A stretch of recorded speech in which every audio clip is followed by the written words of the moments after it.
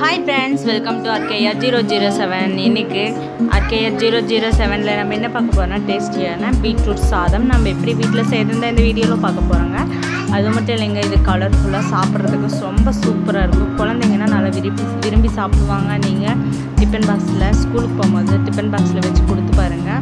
வரும்போது ஒரு பருக்க விடாமல் எல்லாம் சுத்தமாக சாப்பிட்டு வந்துடுவாங்க. அவ்வளோ டேஸ்டான பீட்ரூட் சாதம் நம்ம எப்படி செய்யறதுன்னு பார்க்கலாம்.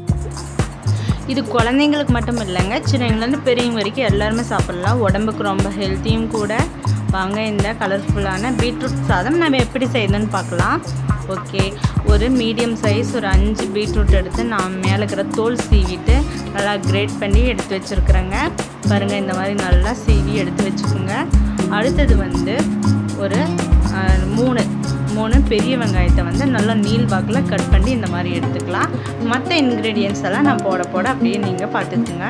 ஓகே, ஒரு அகலமான பாத்திரத்தை வச்சு ஒரு 70 ml ஆயில் சேர்த்திக்குங்க. ஆயில் நல்லா காஞ்ச பிறகு நம்ம ஒரு டீஸ்பூன் கடுகு சேர்த்திக்கலாம். ஓகே, ஆயில் நல்லா காஞ்சிருச்சு. நம்ம ஒரு டீஸ்பூன் கடுகு சேர்த்திடலாம். கடுகு சேர்த்தின பிறகு 1 டீஸ்பூன் உளுந்து, வெள்ளை உளுந்து சேர்த்திக்கலாம். நாம் தாளிக்கிறதுக்கு யூஸ் பண்ணுறோம் இல்லையா, அந்த உளுந்து 1 டீஸ்பூன் சேர்த்திக்கலாம். கூடவே நாம் கடலை பருப்பு சேர்த்திக்கலாம்.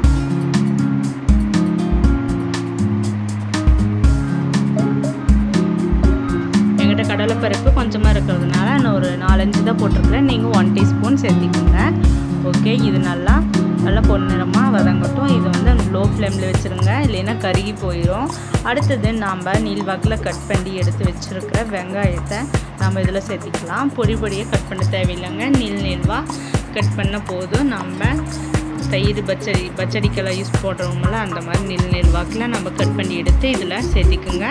நம்ம இதில் ஆட் பண்ண பிறகு அது நல்லா பச்சை வாசனையெல்லாம் போகிற மாதிரி ஒரு பொன்னிறமாக வதங்குற மாதிரி நல்லா வதக்கி விடுங்க. ஓகே, நம்ம வெங்காயத்தை சேர்த்தியாச்சு. நம்ம இப்போ பொன்னிறமாக நல்லா வதக்கி விடலாம்.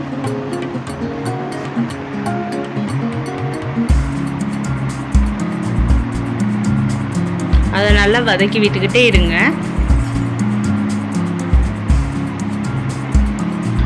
கூடவே நம்ம எடுத்து வச்சுருக்கிற பச்சை மிளகாய் வந்து ஒரு 3 போடுறேன். உங்களுக்கு காரத்துக்கு தகுந்த மாதிரி உங்களுக்கு வேணுங்கிற அளவுக்கு போட்டுக்குங்க.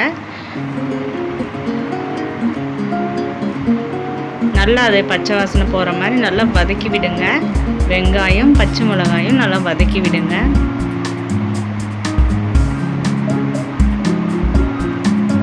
அடுத்தது வந்து ஒரு கட்டி பூண்டு, அதை வந்து இந்த மாதிரி சின்ன ஒரு 10 பல்லுன்னு வச்சுக்கோங்க.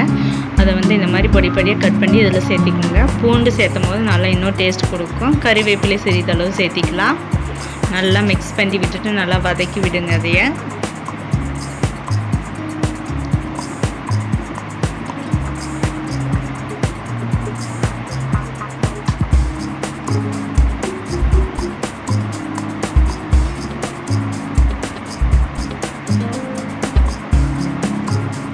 அடுத்தது நாம் எடுத்து வச்சிருக்கிற பீட்ரூட் உள்ள ஆட் பண்ணிடலாம்.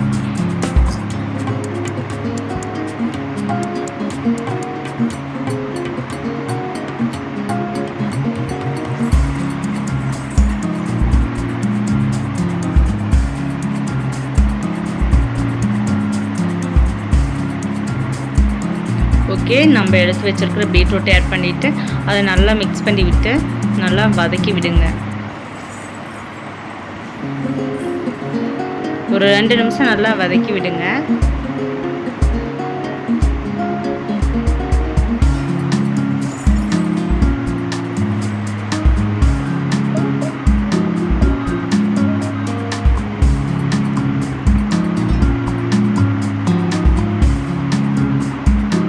இப்போ அது வந்து வேகிறதுக்காக மேலே வந்து உப்பு தூவி விட்டுக்கலாம்.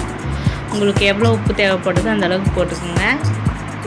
நான் அந்த பெரிய ஸ்பூனில் வந்து ஒரு பாதி அளவு நான் சேர்த்திருக்கிறேன்.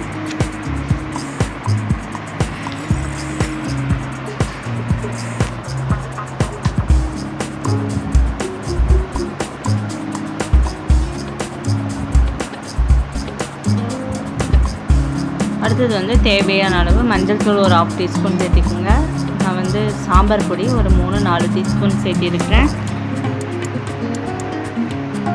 கூடவே நீங்கள் வந்து ரெட் சில்லி பவுடர் சேர்த்திக்கோங்க. நான் சேர்த்தாமல் விட்டுட்டேன், ஏன்னா குழந்தைங்க சாப்பிட்றது, அதனால் வந்து காரம் கம்மியாக இருக்கிறதுக்காக தான் 2 பச்சை மிளகாய் போட்டிருக்கிறேன். நீங்கள் வந்து பெரியவங்க சாப்பிட்றவங்க மாதிரி இருந்தால் ரெட் சில்லி பவுடர் நீங்கள் சேர்த்துக்குங்க.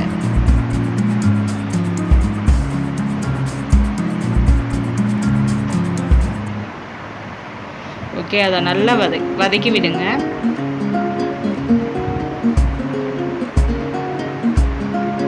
வதக்கி விட்டுட்டு ஒரு சின்ன டம்ளரில் 1 டம்ளர் தண்ணி சேர்த்திக்கலாம். நம்ம ரொம்ப பெரிய டம்ளர் இல்லைங்க, ஒரு சின்ன டம்ளர், ரொம்ப சின்ன சொம்பு எடுத்துருக்கிறேன் நான். அது 1 டம்ளர் தண்ணி தான் பிடிக்கும், அந்த அளவுக்கு நாம் தண்ணி ஆட் பண்ணிக்கலாம். ரொம்ப சொதன்னு மேலே தெரிகிற மாதிரி ஊற்ற வேண்டாம். நம்ம வந்து அது முழுகிற அளவுக்கு லைட்டாக தண்ணி விட்டு நம்ம வேக வைக்கலாம்.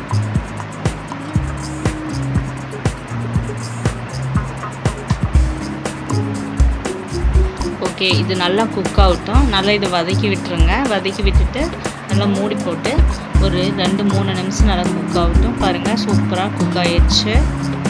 இதில் இருக்கிற தண்ணியெல்லாம் உறிஞ்சிருச்சு, கொஞ்சம் லேசாக தண்ணி இருக்குது. இந்த ஸ்டேஜில் நாம் என்ன பண்ணோம்னா, 1/2 மூடி தேங்காய், இல்லைன்னா ரொம்ப பெரிய தேங்காய் இருந்தால் ஒரு 1/4 மூடி எடுத்து துருவி இதில் சேர்த்திக்கலாம்.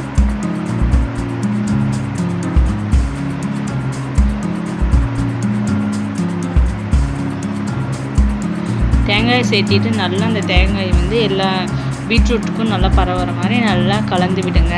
கலந்து விட்டு ஒரு நிமிஷம் வந்து சிம்மில் வச்சு அப்படியே மூடி வச்சுருங்க. அது எக்ஸ்ட்ரா இருக்கிற அந்த தண்ணியெல்லாம் உறிஞ்சிரும். அப்புறம் நல்லா காய் வந்து நல்லா வரன்னு வந்துடும் பொரியல். நல்லா கலந்து விட்டுட்டு ஒரு நிமிஷம் நீங்கள் வந்து சிம்லேயே வச்சு மூடி வச்சுருங்க.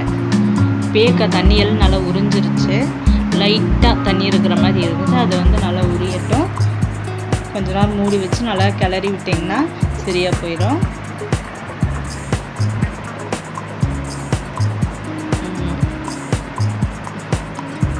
ஓகே, கொஞ்ச நேரம் நல்லா மூடி வச்சு வேக வைங்க. அடுத்தது வந்து நாம் சாப்பாடு இந்த மாதிரி வடித்து கூட எடுத்துக்கலாம், இல்லைன்னா குக்கரில் ஒரு 2 விசில் 3 விசில் விட்டுற சாப்பாட்டை 2 விசில் விட்டு இந்த மாதிரி ஃபேன் காற்றுல ஆற வச்சு எடுத்துக்கோங்க. ஓகே, தண்ணியெல்லாம் நல்லா உறிஞ்சிருச்சு.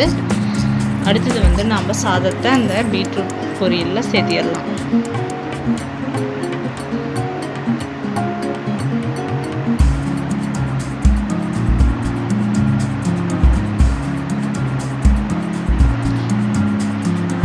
எல்லா சாதத்தையும் சேர்த்திட்டு அப்படி கொஞ்சமாக அப்படி கிளறி விடுங்க.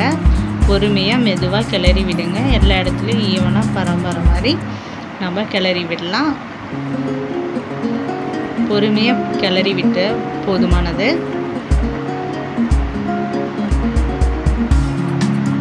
ஒரு நிமிஷம் நல்லா கிளறினீங்கன்னா எல்லாம் சூப்பரான சாப்பாடு நம்மளுக்கு ரெடி. எவ்வளோ கலர்ஃபுல்லாக நம்மளுக்கு சாதம் ரெடி ஆகிடுச்சு பாருங்கள். பெரியவங்க சாப்பிட்றதா இருந்தால் நம்ம அந்த காய் வணக்கும் போது ஒரு 1.5 டீஸ்பூன் ரெட் சில்லி பவுடர் சேர்த்திக்கணும். அப்போ தான் கொஞ்சம் காரம் சுருக்குன்னு இருக்கும். நம்ம இது வந்து குழந்தைங்க சாப்பிட்றதுனால ஒரு 2 மிளகாய் மட்டும் போட்டிருக்கேன். ஓகே, மேலே வந்து கொத்தமல்லி தழை தூவி விட்டுக்குங்க.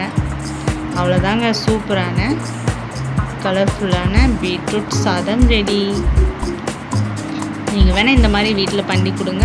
பாப்பாவங்கெல்லாம் நல்லா சாப்பிடுவாங்க. ஓகே, இந்த வீடியோ உங்களுக்கு பிடிச்சிருக்குன்னு நம்புகிறேன்.